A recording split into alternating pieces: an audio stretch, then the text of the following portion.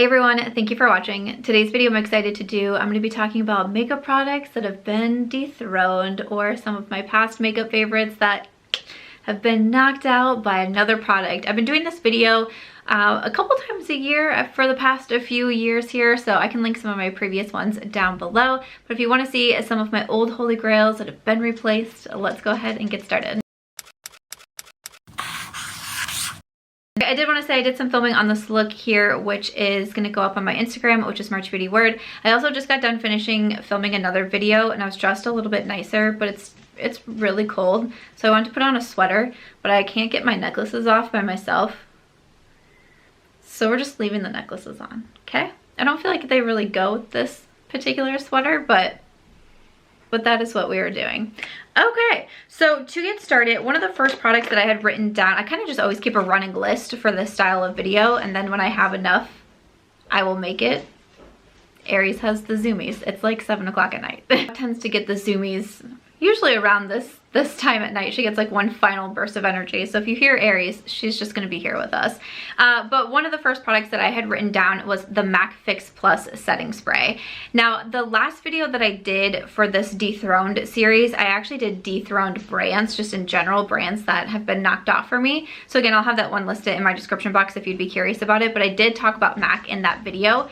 But specifically, their setting spray was one of my favorites. I've repurchased the Fix Plus over and over again from MAC. It was one of the first products that I ever bought from MAC. But I feel like there's been some good setting sprays. Definitely the Urban Decay came to mind, but truly the product that I wanted to mention for this one is the Milk Makeup Hydro Grip Set and Refresh Setting Spray. Clearly I'm a fan of this one, but this is just what I reach for. This is what I reach for so much, and this is one that when I run out of this, because I will use this all the way up, I will repurchase this again versus purchasing the Fix Plus. So I like the Fix Plus. If I had it in my collection, I would still be using it, but I've used them all the way up, and typically that's always something that I repurchase, but I'm not, and I feel like it was knocked off by this one here from Milk. I have some different lip products to talk about. Definitely one that has been dethroned for me is the Dose of Colors Liquid Lips. I had a deep love for those liquid lipsticks. I bought, I don't even know, eight shades maybe. I had a lot of Dose of Colors liquid lips at one time. They were just some of my favorites. I mean, everyone lost their mind over Stone. I also really like Truffle, but I have decluttered them out of my collection. I've done some declutters recently on my channel, and Dose of Colors is just, yeah, I don't know. They're, do I want to say this? I want to say, like, almost as a brand in general, I feel like I'm not as excited about Dose of Colors as I once was, which is very surprising to me. I don't know if I have anything specifically that I can put my finger on, but like I can feel them kind of slipping. And for the liquid lipsticks, I had two that I chose out. Ofra Cosmetics, definitely. I mean, probably my top favorite liquid lipstick brand. Once again, I've bought so many of the Ofra liquid lipsticks. I've gone through full sizes of Ofra liquid lipsticks, and I even got to create my own shade with them. I'm holding Story as a part of my collaboration with Ofra, so love their liquid lipsticks, but also Lawless Beauty. I feel like maybe if I'm saying like Dose of Colors was dethroned as a brand, I would say that it was dethroned by Lawless Beauty, quite honestly. But Lawless has some fantastic products, but their liquid lipsticks were one of the first that I fell in love with from the brand. These are both just, I highly recommend. If you love wearing liquid lipsticks, I would check out Ofra and Lawless. But also some other lipsticks that have been dethroned, definitely Urban Decay. Definitely Urban Decay. And my last declutter, my last lipstick declutter at least, was my bullet lipsticks, and I decluttered all of my Urban Decay lipsticks that I had left, and I felt like I was hanging on to them for such a long time because I was like, I loved these so much at one point. Like, how can I want to get rid of these? But I did it. I decluttered all of them. And if I had to choose another bullet lipstick that I would say replace them, Charlotte Tilbury.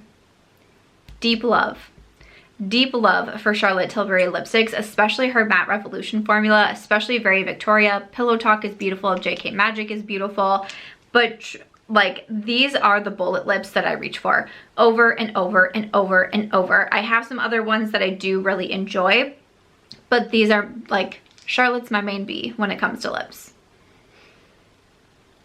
My main bee. When it comes to eyeshadows, I definitely thought of Anastasia Beverly Hills.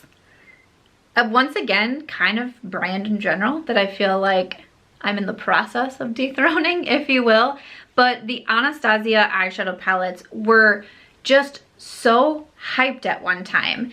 I mean, when she was coming out with a new one, it was such a big deal. Everyone was talking about it. And I mean, it really started with the Modern Renaissance and everyone losing their minds over this, but then Soft Glam, Sultry, Norvina, then there was the collaboration palettes, Jackie Aina, Carly Bible, then there was the Anastasia palettes.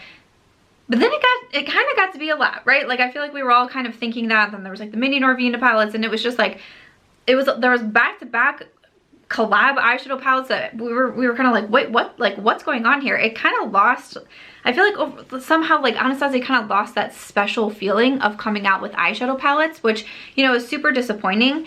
You know, I still like them. I still like the formula. I still think they're good. But when I was thinking about it, I mean, it took me 2 seconds to think who, for me personally, has Anastasia eyeshadows been dethroned by?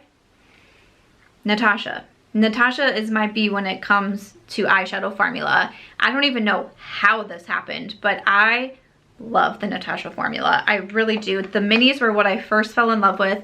The mini nude, look at that.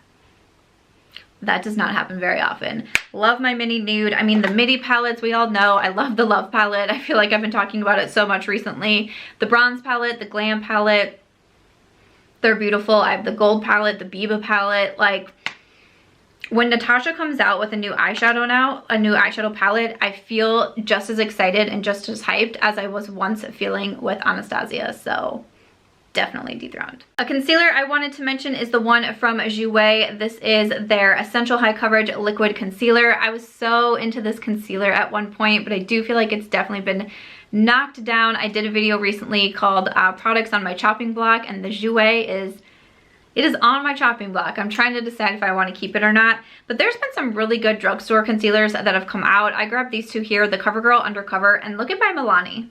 Just look. Look at my Milani. Like, that's saying something.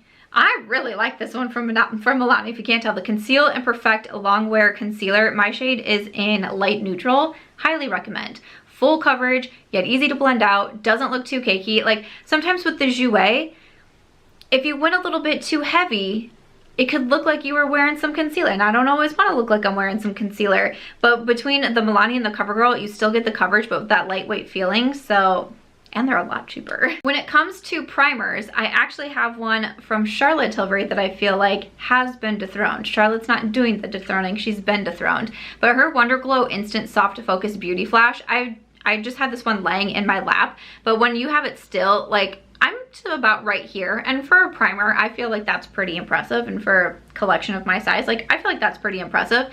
I mean, once again, deep love for the Wonder Glow. I was wearing it all of the time, but I was especially reaching for this when I had really, really dry skin, because it gives such this beautiful glow and radiance, and when I was really dry, like, that's what I was looking for, and I thought that this was beautiful. But definitely it has been dethroned by the Urban Decay All Nighter Face Primer, their Longwear Foundation Grip. This is just, I feel like it's more towards my skin needs right now. So it's not that I think that this is a bad product, and I still keep it around because it truly is so gorgeous. It's just, I don't always need that for my skin right now. But the Urban Decay really holds onto your foundation. It just grips everything into place. And because I'm now more combo oily, sometimes my makeup can move around a little bit, I'm gonna say faster, or just like more in general than it did before when I had really dry skin. So the Urban Decay Gripping Primer, I've recommended this so much, you know, highly would recommend. Next up we have my Buxom Seychelles. I know so many of you have purchased the Buxom Seychelles because of me, and I still adore this blush. It's beautiful. It is. It's beautiful. It's this wonderful, glowy, shimmery. It's this beautiful, glowy, neutral blush. It is so, so pretty.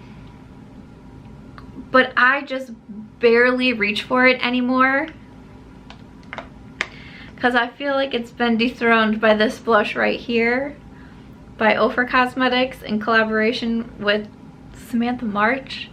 This is the blush in Chick Lit. This is also a part of my collab with Ofra. I love this blush because I mean, obviously I love it, but I love this blush because we do get a matte side and also a shimmer side, so you get to pick. Like if I just want shimmery, you know, I can go over here and it's beautiful, or if I want still a shimmer but like toned down a little bit, I can add the matte side to it. I can do just the matte side.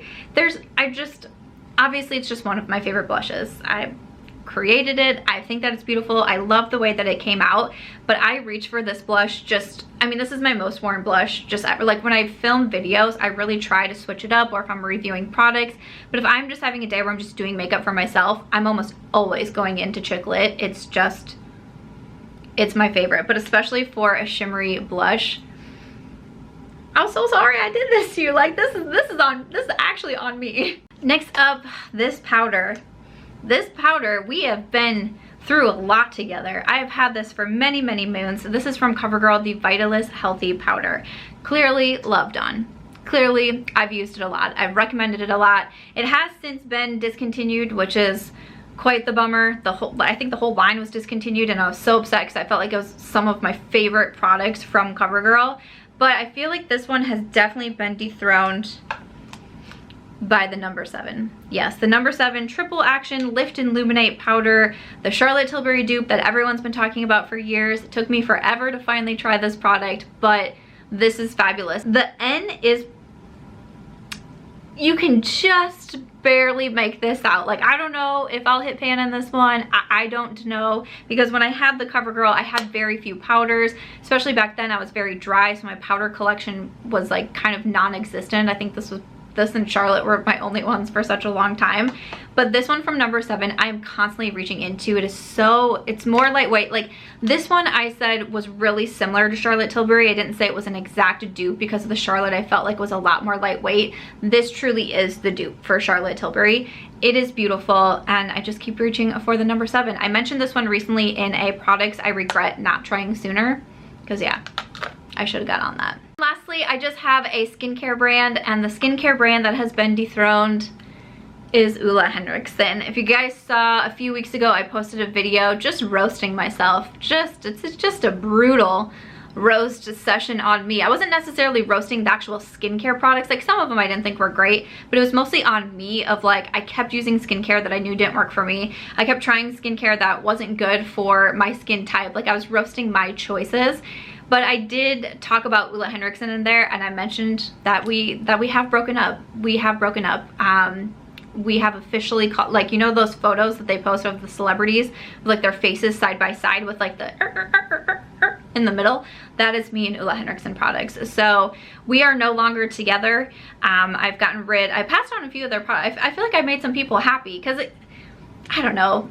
I mean, I hope people like them, but I just am not really a huge fan of the brand anymore. But I feel like they were definitely dethroned by 2 other brands, Tatcha and Pharmacy. Again, I mentioned these brands in products that I regret not trying sooner, because I'm just so impressed with both of these brands. I like so many of their products. I have the Pharmacy Whipped Greens Cleanser, the Tatcha Deep Rice Polish. Would recommend both of these, especially for combo oily, and if you have acne, this is a good one for acne too. But definitely, I do not reach for my Ole Henriksen products anymore. I mean, just definitely. I don't know if I want to say dethroned. It's just, we're broken up. We're no longer together. And if you haven't seen that skincare video, you should really watch it because it was pretty funny. But after that, that is everything for today's video. Those are the makeup products that have been dethroned, my holy grails that have been replaced. I hope that you enjoyed this. I would love to know in the comments, are there any products that you used to love so much and you just find yourself reaching for something else now? I always get really curious about that, so definitely let me know. Other than that, if you enjoyed this one, please make sure to give it a thumbs up. I hope you also consider subscribing before you go, and I'll see you in my next video. Bye.